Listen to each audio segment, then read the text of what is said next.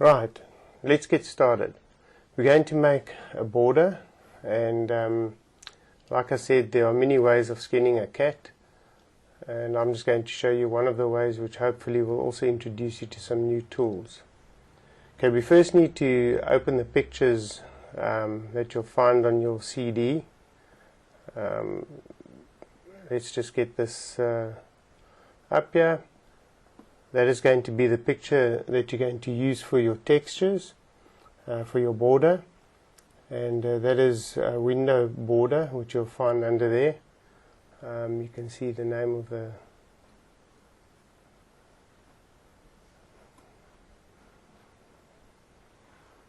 let's just open the other one, which is, let's just minimize this one so we can find the other one, and you'll open this baby here as well, which is Snow Sky Main, which you'll find on your CD as well. Alright, like I said in the booklet, this is an unedited video, so you're going to have to bear with all my little mistakes along the way, but I want to keep this workshop as real as possible. Okay, first thing that we're going to do, we're going to increase the size of the canvas. In fact, we're going to increase it twice, because what we want to do is we want to create a solid black border around here, and we want to create a white border around that black border in order to get effect that we want for this particular exercise. So if we go down to our foreground and background color, you can see, if you look down the left here, you can see that it's a different color at the moment. It's green, the foreground is green and the background is white. So what I'm going to do is I'm going to hit D on my keyboard and have a look what happens to that foreground and background color. I've now got it to default black and white, but I'm looking to put a black edge around this picture. Alright, so I'm going to hit X on the keyboard, X, which now sends my foreground to the background. In other words, it just swapped the colors around. Alright, so what we do now is we go to our image and we are going to change the canvas size. So we go image, canvas size, and we get the canvas dimensions up here. Now, as you can see, I've got the box here relative ticked. If I untick it, you can see you get the actual dimensions of your canvas, but I want to put a particular border around this canvas. So I click relative and I go and I change the centimeters to pixels. This is quite important, otherwise you end up with a massive black border. Alright, for our exercise here, I'm going to make this 80 pixels. This is something you can experiment with yourself until you get the border size that you want. Okay, I'll click OK now, and you can see I now have a black border around my picture. Now I'll hit X on the keyboard again, and I'll just follow my cursor down to the bottom here. You can see the foreground and background color. I'll hit X and it changes the colors once again, and notice the background color is now white, because I want to put another white border around this black border. So I go repeat the process. I go back to image, I go image, canvas size, and once again I make sure relative is clicked, and I go to pixels again, and this time I want to make a bit of a wider border, so I'll go 150 pixels for width and 150 pixels for height. 2 pixels for height. Okay, so there we have got a picture that has got a white border and a black border around it. So what I'm going to do, I'm going to make this picture a little bit smaller, let's say 50%. Alright, there I put the value in there, the bottom 50%, just so we can see what's going on on our Photoshop document. Okay, so I can even drag this in a bit if I want to, without disturbing too much there. Okay, so there we have our picture with a black border and a thicker white border, and the white border is there to show off our effect. Now remember, you can make these borders any way you like. If you're going to use this method, what I would suggest you do is first crop your picture until you get the picture that you actually want within the content. Because once you've made the effect, you can't crop your picture anymore, you'll have to crop the borders as well. So first crop your picture if it's not exactly what you want. In this case, I'm going to use exactly what's there, so I've put the black border around it. Okay, now we go to our other picture. This is an arbitrary picture. This could be any picture. We're just going to take a piece of it where we can extract an effect. So for this effect, we're going to distress this picture. So I'll go here to Image, Adjustments, and look for Threshold. We get a figure that looks like this. So what you need to do is change the slider on the threshold until there's a point in your picture that you think you can use. And I find that if I get round to about there, say 70, 71, somewhere around there, I can see a portion here in this part of my picture here that I like. So I'll take this as my setting. I'll just click OK. Okay, now I've distressed the picture. So what I'm going to do now is select this piece, a piece of this picture. So I'll go to the marquee tool, the rectangular marquee tool, and I'm now going to extract a piece of this picture out.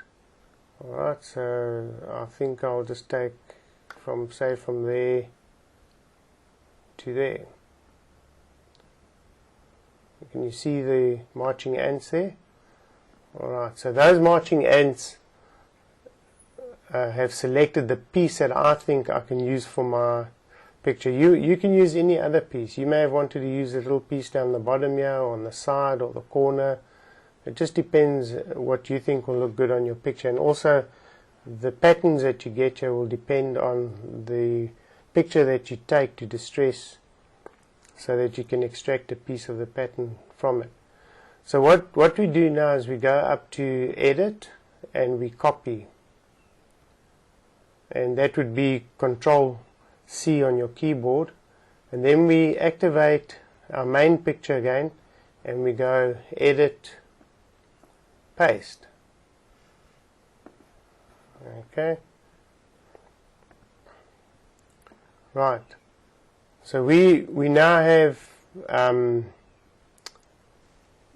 pasted that picture onto our keyboard, onto our new picture.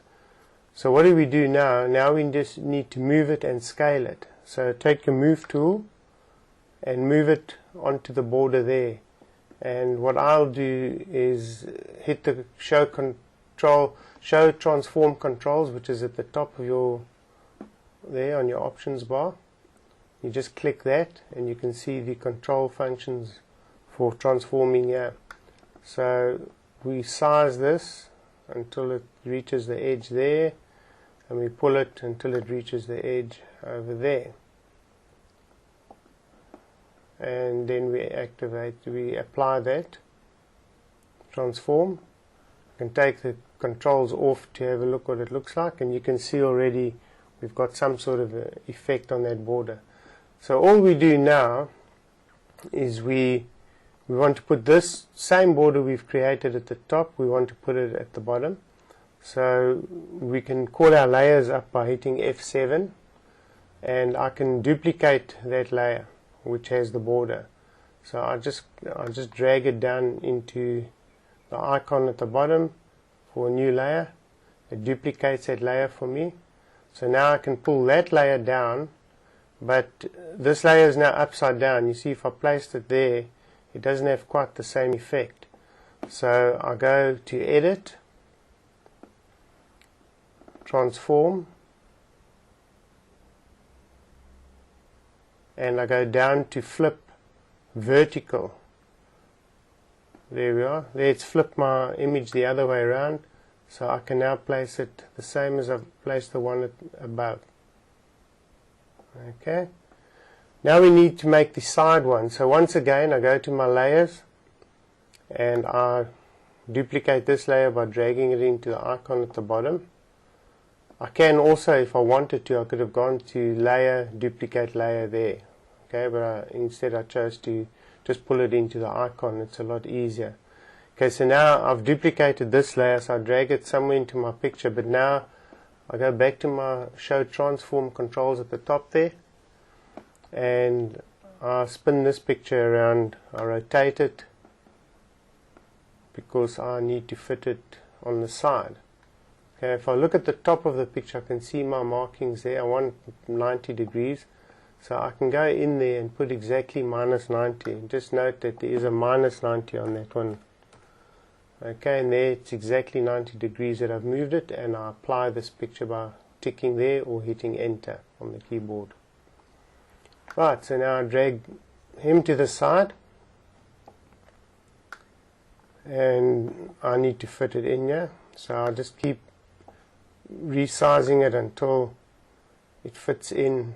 And also you'll notice it's the wrong way around because I don't want the white bare piece against the black border. So now I'll do the same as what I did earlier on, except I'm going to transform, and I'm going to edit, transform. I'm going to flip this one vertically.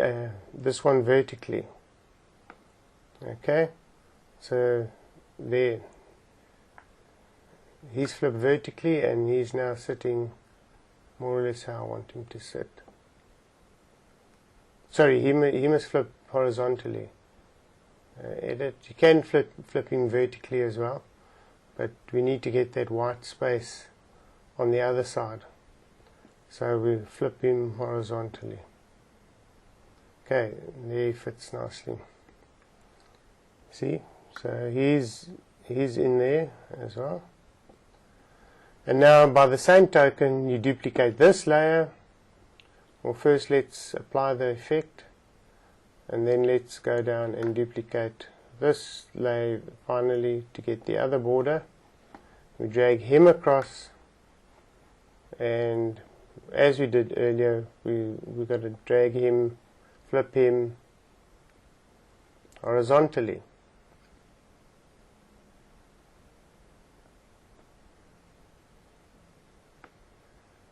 There we go. Size him again to fit in, and there we have a border. Get rid of the let's just apply this. You must always apply the transformation afterwards, otherwise it reverts back to normal. Get rid of the show transform controls, and there our picture is, which is looking quite neat. Now if you want to, just a little added thing, you may have wanted that distressed picture that you made a different color. So what you can do is you go back to your original selection up there. Now what I can do is cut out this little border that we made by going select inverse, and I've inversed it because I want everything else except my selection to be cut. Then I go edit, cut. Okay, now you see I'm just left with that portion there. Okay, so what I do now is I'm going to crop that little piece out. I'm going to make a small picture out of it. There, I crop it. Okay, there I've got a tiny picture. So what I can do now, if you look at the layers for this distressed picture, the original distress picture. Now we've actually cropped out and just left the little piece that we've used as our borders. I need to make a new layer here. If I make a new layer there, and I go to my color palette by clicking on the foreground color, say I want to make a red distressed picture. I choose a red color, then I take my paint bucket, which is there at the toolbox on the left. You can see the paint bucket there. So I've selected my paint bucket, and I just pour red over it.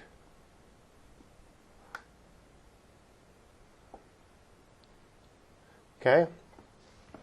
Now I have a red picture, but if I go to my blend layers at the top, and we'll talk much more about blending in later little workshops, but the blend layer is very powerful. If I go to the top and it says normal, if I go to choose my blend layers and I go down to screen, can you see now I've now colored that picture.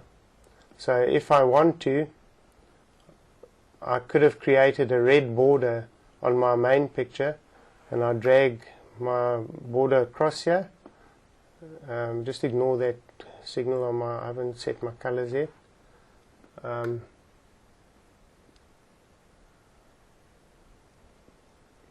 Okay, let me just go back on this one. I just want to delete this layer. There's one step I forgot to tell you. You see what happens if you don't do the step. There's one step in between that I left out. I'm just going to delete that layer, so I can take this layer that I've dragged in here, and I can drag it down to the dustbin. Okay, I'll go back to my border. What you must do before you drag it across, because you've got a screen effect in there, it's going to affect the whole picture when you drag it across. So you need to flatten these layers. So you go to the layer, the top of your bar there, and you choose flatten image at the bottom of layers. So you see this layer is now flattened. Now you can drag it across. Okay, so you drag him into there. Like I say, just ignore that warning there. It won't come up on yours. It shouldn't. And now you can see I've got a red border. So I could have done the whole procedure here and put a red border in instead if I wanted to, in place of the black border. But then that will just depend on you. That's just a way that you can actually add a color to your design. Well, I hope that has showed you something. Please look out for future workshops, and any questions that you're not sure of, you're welcome to email Facet Media, rob@facetmedia.co.za, and I'll answer your questions for you. Thank you very much.